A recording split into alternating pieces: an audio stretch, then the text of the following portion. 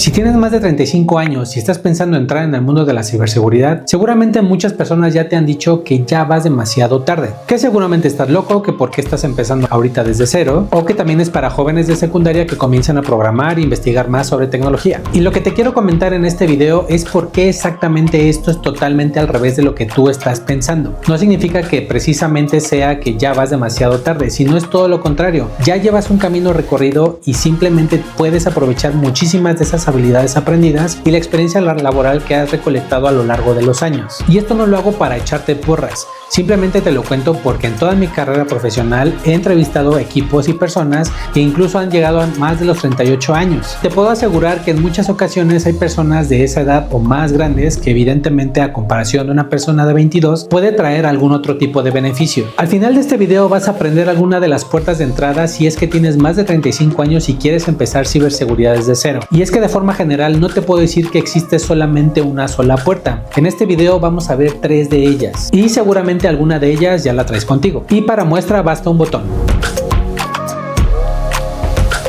El Foro Económico Mundial, a través del reporte de la perspectiva futuro de los trabajos a nivel global, hace mención sobre los futuros puestos de analistas de ciberseguridad en los siguientes 5 años. Es uno de los roles que más crecimiento va a tener aproximadamente hasta el 2030. Y es que esto está relacionado con que el 95% de las empresas están buscando acelerar sus operaciones a través del uso de la inteligencia artificial, que directamente esto se va a ver reflejado en la necesidad de también tener más analistas de ciberseguridad en el mercado. O sea, en palabras simples, la demanda no va a bajar, simplemente va a subir. Y es que aquí va un pequeño detalle que posiblemente muchos expertos no están manejando en la conversación del día al día. Básicamente es que las empresas no están desesperadas por conseguir un pentester junior o alguien que hackee su empresa. Están buscando personas que puedan entender la operación del negocio de principio a fin y que al mismo tiempo sea capaz de traducir el riesgo que implica en el uso de las tecnologías a lo largo de los años. Y es que muchas veces el poder encontrar este tipo de perfiles son de las cosas más difíciles que las empresas han podido lograr. O sea, alguien que pueda combinar las habilidades técnicas, el entendimiento del negocio y la traducción del riesgo que eso puede implicar. Y adivina quién puede tener más oportunidades de tener esa información a la mano. En efecto, alguien que ya tiene más de 15 años de experiencia en un negocio o en varias industrias. Entonces, déjame reformularte la pregunta con la que empezó este video. La pregunta correcta es ¿por cuál de estas puertas o puentes puedes entrar al mundo de la ciberseguridad?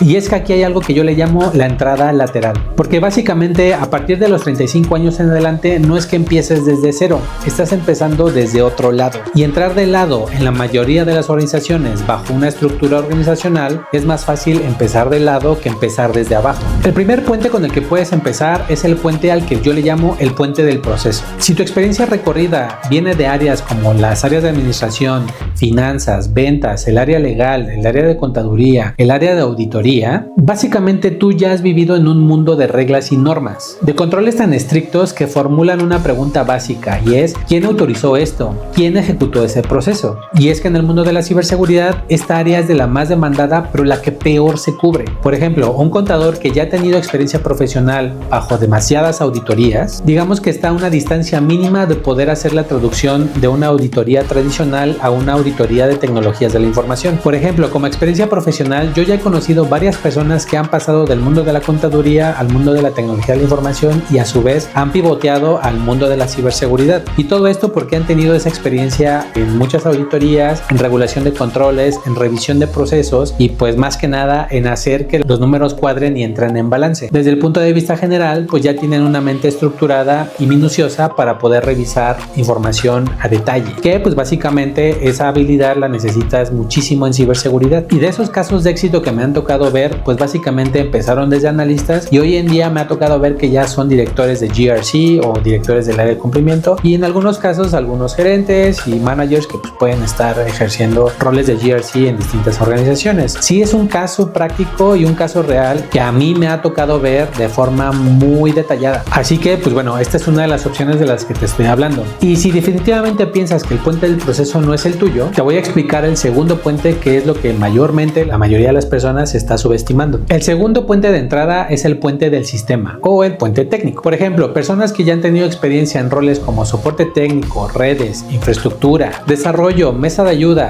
etcétera. Si tú ya sabes lo que es despertarse a las 3 de la mañana para configurar un servidor que ya se cayó, o trabajar demasiado tarde porque pues a nivel global la mesa de ayuda tienes que estar atendiendo en horario de otros países, ya sabes algo que mayormente nadie te enseña, y es que qué hacer en caso de que algo se rompa o deje de funcionar en horas críticas. Y la ciberseguridad de forma general, de primera forma, es entender cómo se rompen esas cosas y cómo dejan de funcionar, y segundo, bajo esta situación y presión de contexto crítico, qué es lo que debes de hacer cuando algo está sucediendo mal, actuar de forma inmediata. Básicamente, tener toda la presión bajo tus hombros. Por ejemplo, la gente que trabaja en la mesa de ayuda ya tiene cierta experiencia adquirida al momento de atender a algún usuario, a alguna persona cuando algo no está funcionando correctamente. Y es que esto básicamente es cambiar el mindset de voy y lo arreglo de forma inmediata a pensar de forma proactiva como cómo puedo evitar que esto vuelva a seguir fallando en un futuro. Y básicamente ese es el pensamiento que muchos en ciberseguridad tenemos: prevenir situaciones antes de que las cosas sucedan. O si estás en servidores o en redes, de la misma manera, antes de volver a configurar algo que no estás entendiendo, la siguiente ocasión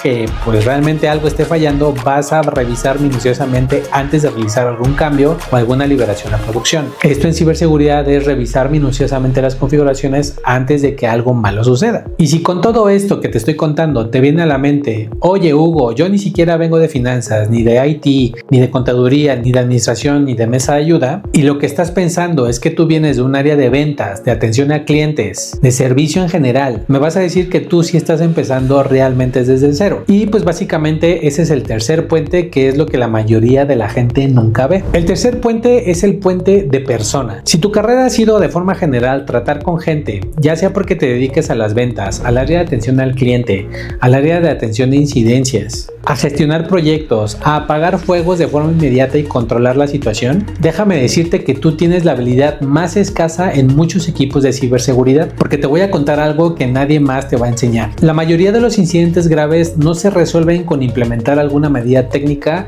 o reemplazar código fuente o arreglar algo en algún sistema. En muchas ocasiones los incidentes se ayudan mucho de personas que saben cómo mantener la calma, comunicar bajo presión y coordinar equipos de 10, 50 o más de 100 personas bajo el momento más crítico que está ocurriendo en ese momento. Sí, las crisis suelen ser muy estresantes y muy desesperantes, y este tipo de personas que saben manejar esa presión, comunicar de forma efectiva lo que está sucediendo durante el incidente y cómo coordinar las siguientes actividades es algo esencial en ciberseguridad. Durante toda mi carrera profesional, evidentemente me ha tocado experimentar un sinfín de incidentes, pero también me ha tocado verlos desde lejos. Y sí, tristemente me ha tocado ayudar o apoyar a algunos colegas cuando en muchos casos han estado en casos de ransomware y de verdad no quieren estar en ese momento. Sin embargo, durante todas estas experiencias me ha tocado ver gente que tiene la capacidad de comunicar de forma efectiva la situación minuto a minuto, controlar la crisis, coordinar las distintas actividades al mismo tiempo que está recibiendo la presión de los stakeholders o a nivel ejecutivo, y que están preguntando constantemente qué es lo que está pasando y si ya se resuelve el problema. Y esto se los platico de una experiencia personal que tuve en alguna de esas incidencias, en donde un project manager asumió el liderazgo de esa incidencia en ese momento. Entonces, muchas veces durante una crisis la gente entra en pánico y realmente se bloquea y ya no sabe qué hacer. Y eso evidentemente no lo vas a saber hasta que estés viviendo esa experiencia por tu propia cuenta. Pero es muy importante que en las personas que estén envueltas en este tipo de actividades o roles realmente pueden tener habilidades que son de alto valor para equipos de ciberseguridad, porque sí, efectivamente, no nada más son las habilidades técnicas de ciberseguridad, sino que también son las habilidades de cómo poder comunicarse, interrelacionarse con personas, trabajar en equipo, comunicar a nivel gerencial, pensamiento estratégico y muchas otras cosas más. Entonces, muchas veces un área de ciberseguridad que está reclutando a algún equipo nuevo prefiere realmente reclutar personas con criterio, que no lleguen a entrar en pánico durante momentos críticos y que pueda comunicar de forma efectiva sin tecnicismos, a reclutar a un crack de 19 años que realmente tiene todas las habilidades técnicas pero ni siquiera sabe sabe darse a explicar. Y esto no es precisamente para menospreciar las habilidades de una otra persona, sin embargo esto es para que veas el verdadero potencial de lo que puedes tener tú con tu experiencia profesional. Por ejemplo, la concientización, la gestión de crisis, la adecuada gestión de proyectos, la coordinación de actividades, la comunicación estratégica, todas esas habilidades forman parte de este puente. Ahora, aquí el propósito no es mentirte e ilusionarte. Quiero ser honestamente contigo. El camino no va a ser nada fácil y no es algo que vayas a hacer de la noche a la mañana. O sea, sí vas a tener que estudiar, sí vas a tener que certificarte,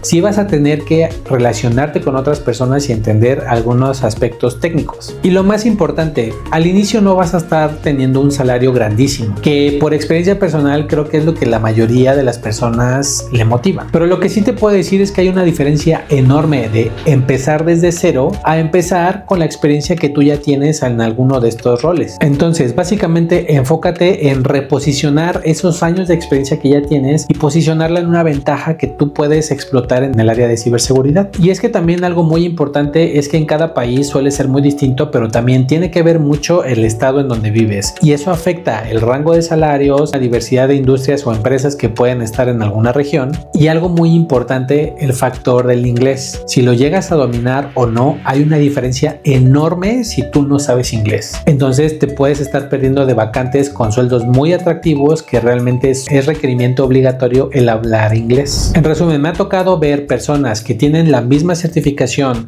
los mismos años de experiencia, las mismas habilidades, pero si no dominan el inglés, hay una gran diferencia en sus salarios y yo los he visto con tal cercanía que a veces pues realmente lo único que me da por hacer es tratar de motivarlos a que aprendan inglés. Y es aquí en donde no te quiero dejar a medias. Básicamente saber qué tipo de puente vas a usar es el qué, pero la información del cómo, por ejemplo, qué rol buscar, qué certificaciones, qué salarios, qué tipo de actividades te pueden interesar, pero sobre todo qué tipo de salario estás esperando tú ganar, todo eso ya lo tengo armado bajo un contenido que es totalmente gratuito para ti. Y si estás interesado en saber cuál es ese tipo de rangos de salarios, busca mi video en donde yo estoy hablando qué carreras o perfiles de ciberseguridad puedes tomar. Si quieres saber más, puedes hacer el quiz Rumbo. Ahí también puedes determinar qué factores de interés son los que más son cercanos hacia ti y de forma gratuita vas a recibir información sobre qué perfiles de ciberseguridad con los sueldos, las certificaciones y un programa muy general que puedes seguir para poder adentrarte en el mundo de la ciberseguridad. Y antes de irte y pasarte al siguiente video, hazme un favor, coméntame qué tipo de roles o puertas crees que es la más cercana hacia ti, ya sea el puente del proceso, del sistema o de la persona, y qué más te gustaría saber acerca de esos puentes. Esto me va a servir muchísimo para poder también hacer más contenido sobre el tipo de interés que tengan ustedes. Y si te gustó este video, por favor compártelo o también regálame un comentario y lo voy a contestar. Nos vemos en el siguiente video y recuerda, nunca es tarde para empezar.